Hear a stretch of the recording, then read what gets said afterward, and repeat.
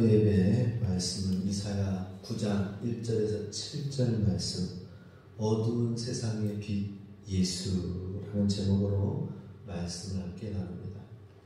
크리스마스 시즌이 왔음을 제일 먼저 알리는 게 뭘까요? 우리 지난주에 했던 것처럼 점등, 불빛이 등장하는 거죠. 어둠을 밝히는 거. 참 이상해요. 왜 성탄절이면 빛을 밝혀야 되는가? 이렇게 점등하고 이렇게 성탄절을 날은 왜 등불을 비추는 일을 할까라고 하는 것입니다. 웬만한 뉴욕에 있는 사업하는 사람들은 웬만하게 통 크게 이렇게 막 돈을 벌고 세계를 움직이고 하기 때문에 웬만한 일이 아니고서는 별 감흥이 없다고 합니다. 그런데도 그런 뉴욕에 있는 사람들, 뉴요커들도 크리스마스 불빛만 보면은 마음이 설레고 즐거워진다라고 하는 거예요. 성탄 불빛은 이와 같이 성탄절과 잘 맞는 광경입니다. 단순한 어떤 장식의 차원이 아니라 무언가를 상징하기 때문이다 하는 것입니다. 이 빛이라는 것은. 이 빛이 어두움을 찾아오기 때문이다 라고 하는 것이죠. 어두운 실내에 들어가면은 가장 먼저 해야 되는 일이 뭐예요? 집에 이제 들어가잖아요. 캄캄한 집에. 가장 먼저 해야 될 일이 뭐예요? 불 켜는 거죠. 그죠? 그거예요. 바로 예수님이 오셔가지고 불을 켜는 거. 불을 켜야 되겠구나. 불을 켜니까 세상이 어떤 모습인지 보여주는 거예요. 하나님은 어떤 분이신지 비치신 하나님을 바라보게 되고, 어둠이 어떤 곳인지, 세상은 어떻게 어두운 곳인지 예수님이 빛이 되어주실 때에 세상이 보인다라는 것입니다. 우리의 실체로 우리 인생 가운데에서 아무리 공부하고 무엇을 한다 하더라도 왜 안 될까? 왜 어려울까? 왜 이렇게 참 쉽지 않을까 생각하다가도 예수님이 우리의 빛을 마음에 어두운 가운데 빛을 비춰주셔야 그제서야 헤어나올 수가 있는 거예요. 저도 그랬습니다. 청소년기 때 무언가 마음에 뭔가 비전과 꿈과 무언가를 꿈꾸면서 막 하려고 하는 듯 하지만은 그 무언가가 무엇일까 하면서 막연하게 갔는데 예수님을 만나고 비치신 예수님이 내 삶 속에 들어오시니까 정말 내가 이제는 이것을 위해서 살아야 되겠다. 예수님을 살아야 되겠다. 이게 딱 되어지는 거예요. 어두운 가운데. 그래서 오늘 본문 1절 2절에 보면 전에 고통받던 자들에게는 흑암이 없으리로다. 옛적에는 스불론 땅 납달리 땅이 멸시를 당하게 하셨더니 후에는 길과 요단 저쪽 이방의 갈릴리를 영화롭게 하셨느니라. 흑암에 행하던 백성이 큰 빛을 보고 사망의 그늘진 땅에 거주하던 자에게 빛이 도다. 지금 이 땅은 흑암 가운데 있는 땅이라고 했어요. 하나님께서도 천지를 창조하실 때에 태초에 하나님이 천지를 창조하십니다. 그리고 나서 가장 먼저 하신 게 뭐예요? 흑암 가운데 세상에 있는 것 가운데 예수님이 빛이 있으라 하고 이제 하시는 거예요. 세상에 불을 켜는 거예요. 그러니 흑암이 막 가득해. 그것을 이제 하나님이 하나하나 질서를 부여하고 사시와 날짜와 연한이 이루어지게 하시고 해와 태양계와의 모든 것이 돌아가게 만들어지면서 아름다운 지구가 에덴 동산이 만들어지게 되었다는 것입니다. 그 모든 것은 빛의 하나님이 보내신 빛으로 시작되었다 하는 것이죠. 우리 인생도 빛이신 예수님이 우리의 인생을 비추고 내 삶을 비추고 내 마음을 비추면서 우리 가운데 있는 어둠과 흑암을 볼 줄 알아야 빛이신 예수님이 유일하고 절대적인 사실을 우리가 알게 될 것입니다. 근데 이게 비춰지지 않으면 어떻게 되는 거예요? 예수님은 성탄절날 산타클로스보다 못한 존재로 지금 만들어졌잖아요. 그죠? 성탄절날 예수님 찾는 것보다는 산타클로스 할아버지를 찾도록 만드는 거예요. 이 세상. 사슴 타고 딸랑딸랑거리면서 선물 갖다 주는 날, 성탄절이 무슨 날이니? 산타 할아버지 날이요 라고 생각하고 얘기합니다. 선물 주세요. 그게 아니라 어두운 가운데서 빛으로 오신 날이 바로 이 성탄절이다 하는 것이죠. 이 본문 말씀 1절, 2절을 마태복음에서는 이제 이 말씀을 인용해서 이렇게 또 같이 얘기하죠. 마태복음 4장 15, 16절 같이 있습니다. 스불론 땅과 납달리 땅과 요단강 저편 해변길과 이방의 갈릴리여 흑암에 앉은 백성이 큰 빛을 보았고 사망의 땅과 그늘에 앉은 자들에게 빛이 빛이었도다 하였느니라. 흑암에 앉아있는 백성 가운데 빛이 비쳤는데 이 흑암에 앉아있는 백성 중에서도 누구에게 어디에 빛이 비쳤다고 15절에 말씀하고 있습니까? 스불론 땅, 납달리 땅, 요단강 저편 해변 땅, 이방의 갈릴리 해변길과 갈릴리. 그 이방 지역 변두리, 스불론, 납달리 그 가운데 있는 핵심 지파가 아니라 변두리에 있는 지파. 이 변두리에 있는 지파는 외적이 하도 쳐들어와가지고 그래서 순수한 혈통도 없다고 하는 그러한 이방인과 같이 여겨지는 그러한 지파, 그러한 사람들에게, 그러한 지역에 빛으로 오셨다고 했습니다. 뭔가 좀 잘 나가고 똑똑하고 잘난 집안에다가 부족함 없이 되어진 그 사람을 향하여서 예수님이 내가 너를 구원하겠다고 오신 것이 아니라 가장 연약한 자를 찾아오셔서 만나주셨다는 것입니다. 빛이신 예수님 바로 어둠이라는 것을 아는 자, 어둠을 경험한 자에게 찾아오셔서 빛이 되어주신다 하는 것입니다. 요한복음 1장 9절 10절 같이 있습니다. 참빛 곧 세상에 와서 각 사람에게 비추는 빛이 있었나니 그가 세상에 계셨으며 세상은 그로 말미암아 지은 바 되었으되 세상이 그를 알지 못하였고. 요한복음에서는 좀 더 구체적으로 이 갈릴리에 비친 빛이 바로 예수님이시다라고 구체적으로 설명해주고 계십니다. 이 빛이신 예수님이 세상에 오셨지만은 세상이 그를 알지 못하였다는 것이죠. 이 세상은 여전히 어두움이라는 것입니다. 어둠이라는 것은 무슨 뜻일까요? 어둠. 예수님이 빛으로 오셨는데 어디를 비추셨어요? 어둠을 비추셨어요. 근데 그 어둠을 비췄는데 빛이신 예수님을 못 알아본다는 거예요. 이 어둠이라는 무엇인가? 두 가지로 말할 수가 있습니다. 악이 어둠이고 모르는 것, 무지가 어둠이에요. 무지가 어둠. 예. 그래서 우리 일평생 이 어둠에 거하지 빛 안에 거하려면 어떻게 해야 됩니까? 악, 죄와는 점점 멀어져야 되죠. 그죠? 살면 살수록 막 죄가 막 더 늘어나. 그럼 어떻게 되겠습니까? 예수님 믿으면서 죄가 더 늘어나고 죄와 더 친숙하고 죄와 친구가 되어주면 그러면 안 되겠죠. 그죠? 예. 그리고 무지. 어둠이 무지예요. 빛이신 예수님이 오시면은 밝아지는 것입니다. 지혜를 가는 것입니다. 지식을 가는 것입니다. 그래서 우리는 예수님 믿는 자들의 특징은 뭐예요?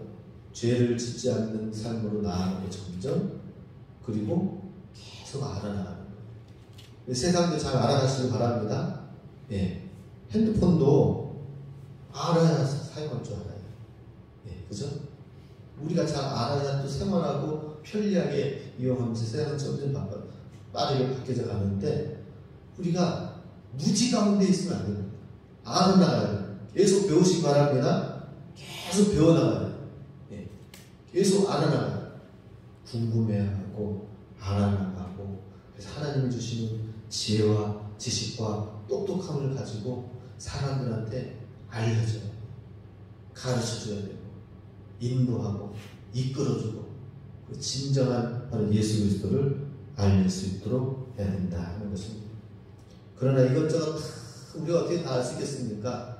무엇보다도 가장 중요한 것은 예수 그리스도를 더 깊이 알아야 돼요. 예수님을 알고 예수님을 소개하고 알리고 나타낼 수 있어야 된다 하는 것입니다. 세상이 흑암에 있다는 것, 이것은 사망의 그늘 아래 있다는 것입니다. 이사야 9장 오늘 2절 말씀 다시 한번 보면 흑암에 행하던 백성이 그 빛을 보고 사망의 그늘진 땅에 거주하던 자에게 빛이 비치도다. 이 흑암에 있다라는 하는 것은 사망의 그늘 안에 있다라는 거예요. 사망의 그림자가 뒤쫓아다니는 사람이래요. 지금 내가 날마다 가면서 걸어다니면서 가는 길이 생명의 길이면은 그 생명에 가는 그 길의 뒤에 그림자는 뭐예요? 생명의 그림자예요. 생명의 그림.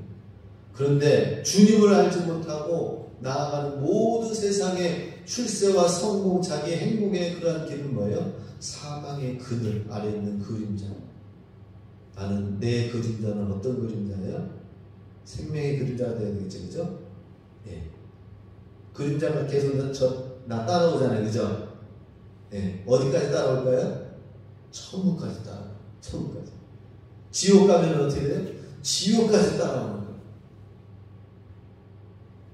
그림자. 우리가 천국까지 가야 되겠죠, 그죠? 천국 가야 됩니다. 천국의 그림자가 돼야 돼요. 사망의 그늘진 땅이 되지 않도록 해야 된다 하는 것입니다. 자, 이 세상의 흑암의 죄악 가운데 있는 사람들이 그래도 이 어두운 가운데서 뭔가를 해결하려고 하는 모습들이 오늘 본문 바로 앞쪽에 8장에 나와 있는데 19, 20절 보면은 어떤 사람이 너에게 말하기를 주절거리며 속살거리는 신접한 자와 마술사에게 물으라 하거든 백성이 자기 하나님께 구할 것이 아니냐 산자를 위하여 죽은 자에게 구하겠느냐 하라. 마땅히 율법과 증거의 말씀을 따를지니 그들이 말하는 바가 이 말씀에 맞지 아니하면 그들이 정녕 아침빛을 보지 못하고. 그러니까 이 말씀은 뭐예요? 수많은 사람들이 이 어두운 가운데서 이 어두움을 헤쳐나가려고 하는데 자기 스스로의 힘으로 안 되어지니까 뭐예요? 신접한 자, 마술사에게 묻는 거예요. 점쟁이에게 내일을 묻는 거예요. 오늘의 운세를 묻는 거예요. 이러면 안 되잖아요, 그죠? 빛이신 예수님이 내 안에 들어오시면은 내일의 운세, 오늘의 운세가 필요 없어요. 할렐루야. 주님이 나를 생명의 등불로 그 생명의 길로 인도하시고 실만한 물가로 인도하시기 때문에 오늘의 운세가 필요 없어요. 예. 그거 본다고 그거 안다고 또 뭐 오는 문제가 회피되어집니까? 많은 사람들이 오늘의 운세 봐가지고 오늘 동쪽에서 오는 뭔가 큰 거 위험한 거 그거 피해야 됩니다 라고 얘기를 해요. 그러면은 야 동쪽에서 오는 건 뭐냐? 피할 것만 막 하루 종일 해가지고 다녀. 집에다 걸지 말아야 될 것, 부정탄 것, 걸지 말아야 될 것이 뭔지도 막 연구해가지고 인테리어도 이거 달면은 부정한 게 집안에 들어오는 거야. 저거 달면은 뭐야? 그러니까는 이것저것 못하고 뭐예요? 대신 부적 갖다가 붙여놓는 거예요. 어리석으니까 어둠 가운데 있으니까 그게 뭔지도 모르고 부적 갖다 놓은 게 뭐예요? 귀신이 들어오는 거지 뭐예요 집에. 귀신이 들어오는 거. 알지도 못하니까 그렇게 흑암 가운데에서 신접한 자와 마술사에게 묻는 것입니다. 우리는 어떻게 해야 됩니까? 하나님께 물어야 돼요. 하나님께 기도하고 하나님 앞에 기도하는 중심의 하루하루가 있어야 될 줄로 믿습니다. 그 앞에 이제 이러한 신비주의자들, 학자들, 전문가들의 얘기를 들어보지만은 그러나 점점 이것도 믿지 못하고 대신 또 무엇을 믿어요? 나는 다른 어떤 신비적인 걸 믿지 않고 과학기술 문명을 믿는다 하면서 과학기술을 믿습니다. 그런데 많은 사람들이 첨단 기술과 발달되어진 걸 믿으면 뭐합니까? 그게 오히려 더 핵폭탄으로 돌아오고 더 많은 재앙으로 들어오고 지금 이제 큰일 났습니다. 뭐라고 하느냐면은 전에 이제 이세돌 그 바둑 구단이랑 AI 컴퓨터랑 시합을 했거든요. 그래가지고 여러 판 했는데 딱 한 판만 이세창 구단이 이기고 나머지는 다 그 컴퓨터가 이겼어요. 이거는 뭘 말하는 거예요? 인간의 최고의 머리가 좋은 사람이 상대를 했을 때 한 번 이길까 말까고 나머지는 다 컴퓨터가 이긴다. 나중에는 컴퓨터가 인간도 할지도 모른다라고 하는 거예요. 근데 컴퓨터는 인간이 시키는 것만 하도록 돼 있잖아요. 원래 로봇과 컴퓨터는. 근데 지금 문제가 생겼습니다. 컴퓨터도 감정을 갖는 데까지 이 컴퓨터가 되어진 거예요.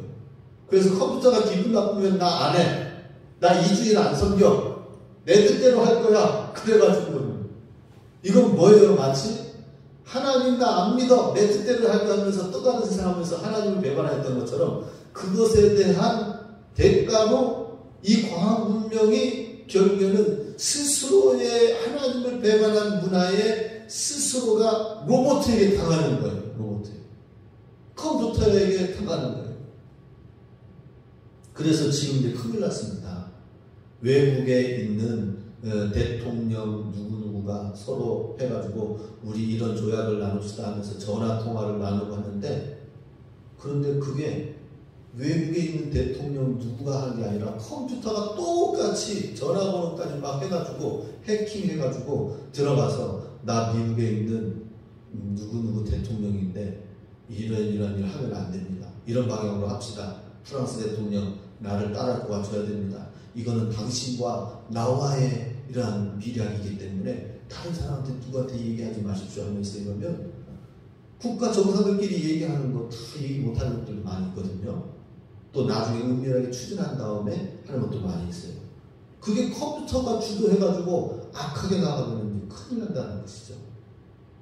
그래서 인간을 하나님을 배반하여서 바벨탑을 쌓았다면 과학 문명은 또 로봇과 컴퓨터와 AI는 우리 인간을 배반해 나간다 하는 것입니다. 그런데 우리는 뭐예요? 빛이신 예수님 주님 앞에 나아가서 참으로 우리의 사망의 그늘진 땅에 빛이 필요하고 빛이신 예수님이 필요하다는 사실을 우리가 알고 생명과 진리와 기쁨과 모든 원천이 하나님께로부터 온 것을 알아야 된다 하는 것입니다.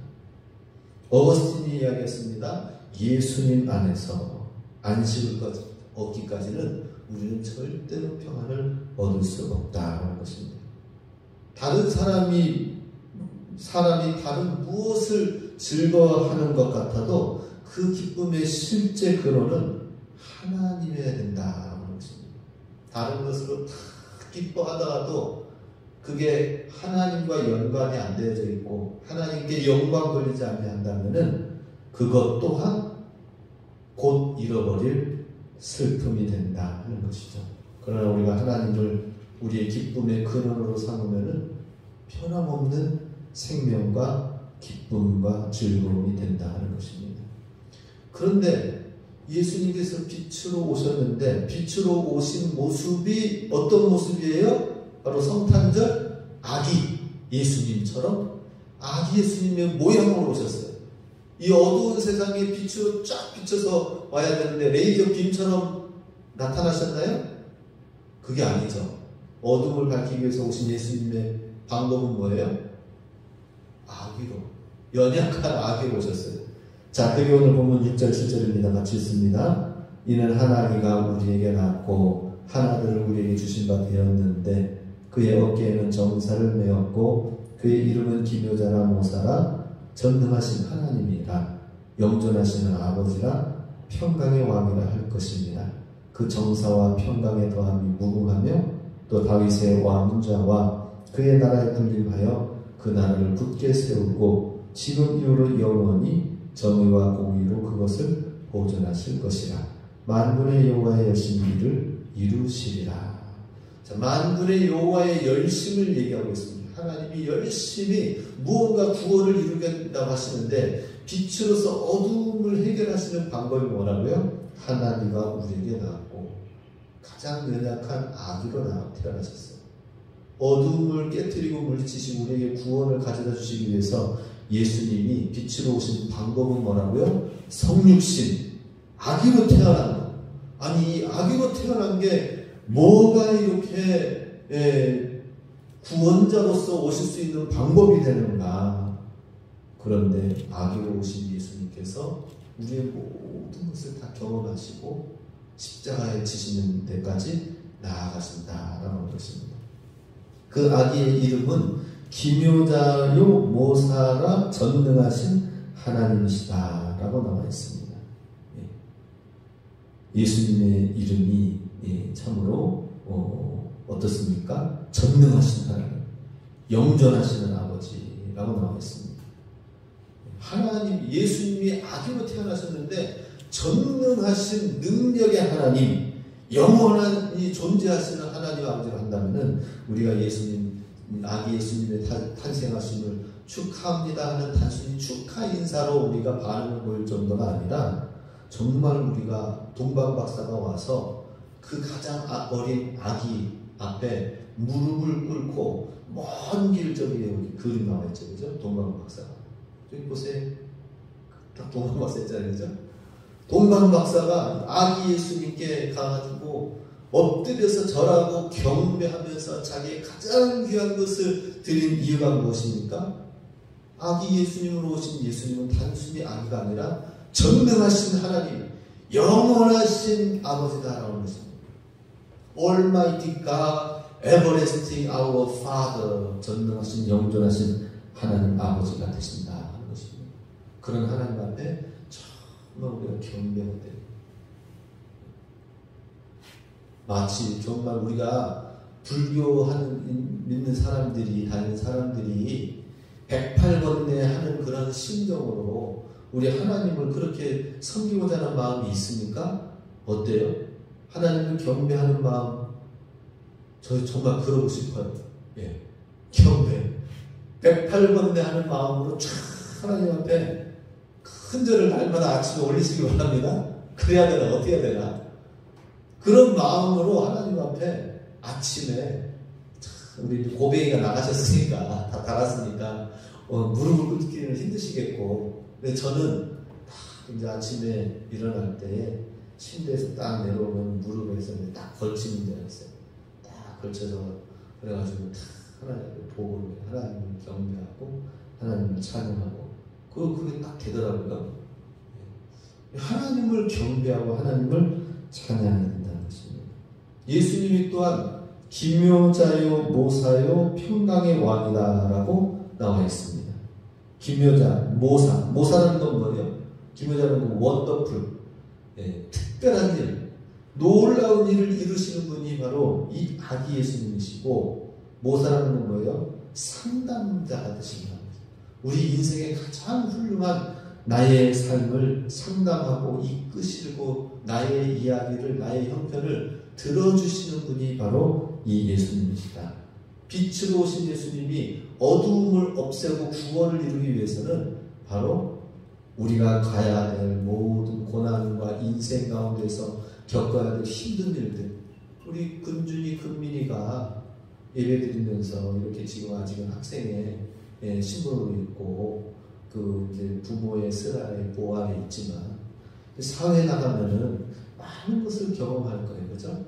많은 것을 경험하고 실패도 경험하고 인생의 사회의 힘든 것이 무엇인지도 경험하고 그렇게 돼요.